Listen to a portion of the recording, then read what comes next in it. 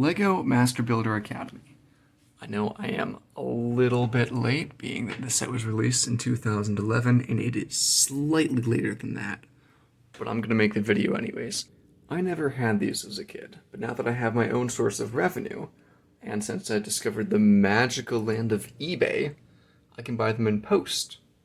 And I'm starting with this one, not because it's the first one in the series, although that was convenient, but because it was the cheapest kit I could find from the series. If I want, if I have the money, if it, goes off as a series, I'll buy some more, but no promises. I did get this used. It's got all the pieces, I think. Got the minifig. That one, not Lloyd. Got the pieces here. I'm gonna go through. I build them one by one. There are 3 of these guys. There's 1. There's 2. And here's number 3. Because for some reason, Rebrickable doesn't have photos for the 3rd build in here.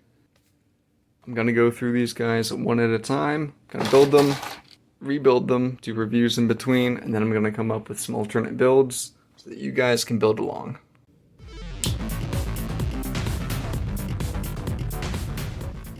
And here it is. This guy is wider than I was expecting. It's 30 studs wide by only 27 studs long. It fits 1 minifigure. I've got Lloyd in there because I don't want to take the other guy out of the bag. It also has 2 engines. These guys are not on the frictionless pins. These are the typical black pins. Also featured is a split tail. I like what they did with the angle there. I think that's fun. I'm also seeing some rooms for improvement here. This back section, I feel like they could have executed that a little bit better. It ends with purple. That's kind of cool. There are some other fun purple accents. But these end pieces, just attached by 1 stud, nothing under them, can pop off pretty easy. There are also a few other things that I'm not 100% thrilled with, because there are decent amount of parts left over for this thing. I'm gonna make some mods so that this build is just a little bit better. There are a surprising amount of spare pieces in this set, but thankfully that makes fixing this a little bit easier. We're using a black hinge plate and those purple studs underneath. We just shifted that lime green, I believe it's lime green, 1x6 plate, 1 stud this direction. That gives it a little bit of extra stability compared to the other side, which is still stock.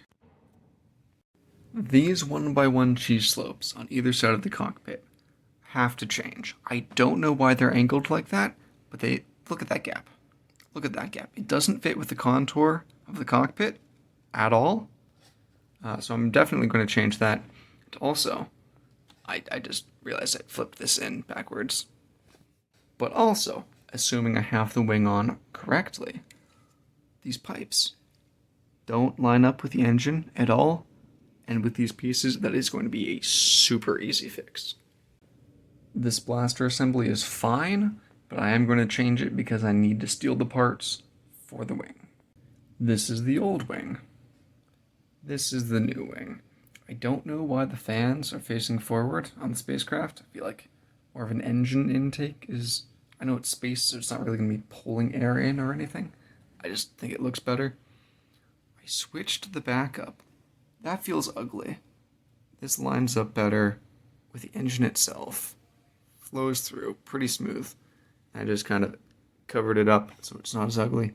That piece is the piece I stole from the gun assembly, but to get the piece that I need to fill the gap right there, I'm going to try to rip one out from inside. I think that this could actually be a 2-person spacecraft, but we will see.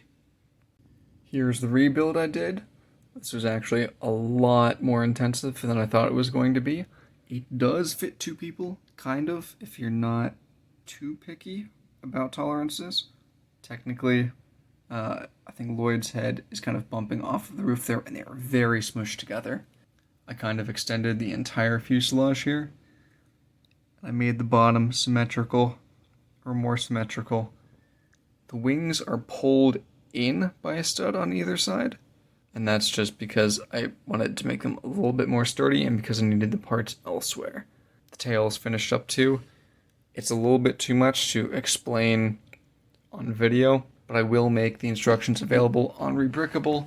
I'll post that as an alternate. I'm not going to charge for any of my instructions for this set though. If I didn't mention it before, that fuselage, there's a little cheese slopes, the 1x1. Fits so much better now. I think it just looks better. It fills up that little gap that was in there. You can't see that from the side anymore. And it doesn't create any problems at all with the cockpit, the windshield right there. It is a little bit back heavy just because of how I've built in and I've shifted some of the weight back there. I don't think that's a problem though. Still has a large enough base that it just kind of plops down there. That's build 1. Now on to build 2.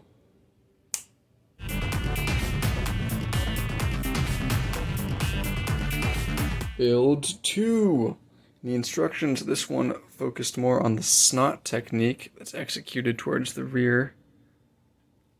That wasn't bad. That wasn't bad. Overall, this is taller than I was expecting. And I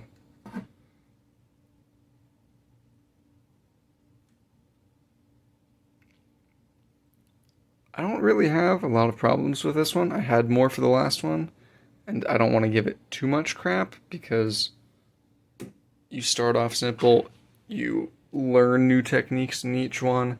That's the whole LEGO Master Builder Academy thing. There's still just a couple things with this one that I think could be done better. Mainly things like these guys, again, they're only attached by one stud, and I have the pieces to fix that. I just added the black hinge pieces right here. I think it works better, just keeps the pieces on a little bit stronger. Right here, this is the original side. We have 2 of these pieces. There's another one in there. I think we can just make this little attachment. And it kind of makes a double curve there. Helps the leg stick out just a little bit further. I stylistically like it better. But the original, I don't think there's anything wrong with that. Toward the top, we have the spire. Again, not a real issue with that. I am going to modify it a little bit because I think that this tolerance right there, that helps it lay flat against it. I think this could be a little bit built out there. And then on the inside, I don't know exactly why there's a pocket inside the spaceship. Like, hold on. Let me just open this. Like here, this is where the guy is going to stand, kind of this direction. But there, that's not needed. And I've got some pieces here again. I can fix that up really fast. There's Lord again. We flipped these guys around. I'm going to add this guy, or I was going to add this guy to the inside. He's not originally there. That just adds a little bit more stability for the bottom of this to connect in, so it's not like floating in the air there. But Lloyd has a space under his feet, and it almost looks like he's floating when he's upright. We have these guys. I might try to incorporate those. I might not sure. We'll see. That's how a character looks in there without the gap. Kind of just flipped it around so that the nub wasn't facing this direction. It doesn't really matter which direction it's facing. I flipped it around, moved it back a stud, and I built it like normal, except that these guys are also flipped around so that it's smooth. I think that looks good. Oh, and the top, before I forget, it's just this. The first build with this kit was a little bit more intensive in the rebuild that I did. This one didn't take as much, so I'm probably not going to have instructions posted for this one. Here's build 3. I like it. This is the space fighter. But just looking at the instructions, just the picture, I already knew there was going to be an issue with this. This front piece. It's just attached by 2 studs. This is very easily removable. I don't want to be too harsh about it, but somewhere between here and here, things fell apart. Step 20. Because the section you've just attached is not locked down yet, It can easily detach from the model at this point. Handle with care until you're ready to lock it in. Maybe I'm being too harsh of a critic, but I prefer to have my builds with a little bit more strength than that, so we're going to have to modify it a little bit. Also, these wings fold out. Maybe I did it wrong, but I feel like they're a little bit fragile. Maybe just a little bit fragile, so I might have to work on that as well. And they just bump up against these bars in the back, which again have no supports. That might be less of an issue. I'm going to rework this a little bit. Probably will need to make instructions for this because this is going to be a little bit more intensive than build 2. One of the first things I'm looking at here is replacing these 2x4 white plates with purple ones and filling in a little bit there. That's just in order to create a little bit more of a brace with those white plates here. Maybe do an accent, but I'm definitely removing that nib on the end.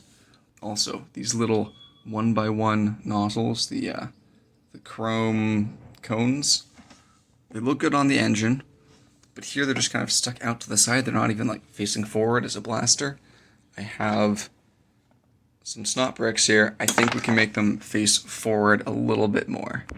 Hopefully that'll make the fighter theme a little bit more evident. The last thing I want to mention here before moving on is this piece. 6x6 white plate. I was looking through the instructions, trying to figure out which build is going to get used in. It's not used in any of the builds. I don't know why. It is on the list. It's right there, right as part of the set list. So I'm not entirely sure what's up with that. Maybe it's in the pamphlet and I just didn't read the instructions well enough. It's at the very beginning for the figure to stand on. That's it. That's all it is. I'm guessing this was before the 1x3 base plates came out for the minifigures. To be more positive about it, this is going to absolutely help with an alternative build I have in mind. Okay, I've been working on this a little bit so far. The wings now fold all the way back, but I still need to figure out the engine assembly. I'm almost certain that this is an illegal technique. I'm going to have to put it in stud.io to find out, but I think it's just stressed a little bit too much with the purple plates back there. Most likely I'm going to do something like this for the blasters. I don't understand why the space fighter has no pre-equipped weapons. The Helicraft, where is it? There it is. The Helicraft has them. But the space fighter, the one that's supposed to have them, doesn't. Here's the fixed version. There are 2 pieces left. 3, technically, if you want to count the base plate there. I fixed some things with it. First of all, this is going to be almost impossible to do with one hand, but these do fold up. They fold all the way back. My thoughts are that this is the landing position.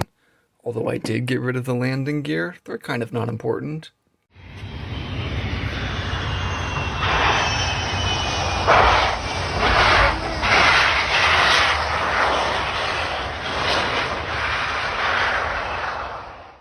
I wasn't entirely happy with the back from the original, so I used these cheese slopes, the 1x2 cheese slopes, to kind of continue that sloped form that the rest of the hull has. The arms that hold the wings are also beefier. I extended them by one stud, and I pulled the sides in a little bit because I liked the design and because I needed pieces elsewhere. Instructions for this will be free on Rebrickable. Here's my first alternate build that's not based off of one of these. Not entirely sure what I'm going to call it. It's a little bit of a chunky guy. It reminds me of something from the Halo series, but I don't know what. 2 engines in the back. I did these ones vertically. Just thought it was kind of fun. Blasters on the sides. The wings are using the hinge pieces to give them the funky angle. And the cockpit is a standing cockpit, not a seated cockpit. That again is vertical instead of laying flat. My least favorite thing about it is probably the underside. It's a little bit angled funky, but because of how it rests on the ground, rests on the front 2 turrets, then it needs something in the back, so it just kind of sits It looks a little bit chunky, but otherwise it falls backwards, and that's not ideal. Yes, there is a little bit of a gap beside the cockpit, but I'm not going to rebuild the entire thing to try to fix it. Here's my second alternate build. I'm calling this one the Forked Viper. I like the split front on this, and then the engines are on hinges. I used a snod technique for that. So they fold down. A little bit difficult to do this with one hand again. Might have to find a camera stand at some point. That's fun. If you don't like it like that, the engines also fold out the other way.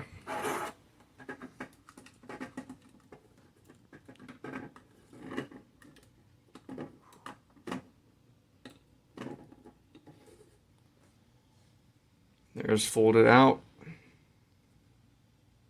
Front profile. Side profile. Plenty of headroom in that cockpit. And there's the rear. Kind of flat, but I used some color coordination. Here's a better view of the cockpit. We just have the control panel, little bar there. Enough room for one character to sit. And then those side panels are snot built. So you can use the little lasers on the sides. There we go. And here's my third alternate build. I called this one the Sky Whale hovercraft or something like that. It's got center engines to hover, rear engine for thrust, and then I really just like the loop that I incorporated with it. Single minifigure cockpit. I do need to make a disclaimer. This is technically my first MOC that I've made with an illegal technique. Right here with the hinges, this is technically not geometrically perfect, and it pulls the sides. It pulls these a little bit forward. You can't see it. It doesn't actually stress anything. You can almost see how that slit is a little bit more open on this side than the bottom. And especially in the PDF instruction file, there's a little bit more separation. I think that this is technically fine because I don't see any actual issues with it. But in the future, I'm going to try to not make illegal techniques. As for the piece count, this MOC uses all of the parts included in the set, except this base plate. I know that I mentioned using this for some of the MOCs earlier in the video, but I didn't. I guess that's just a stand for the character to continue standing on. I don't really have an outro for this video, but I guess stay tuned. We'll see more weird stuff that I've built. I'll continue to post updates, make new MOCs, and have a good one.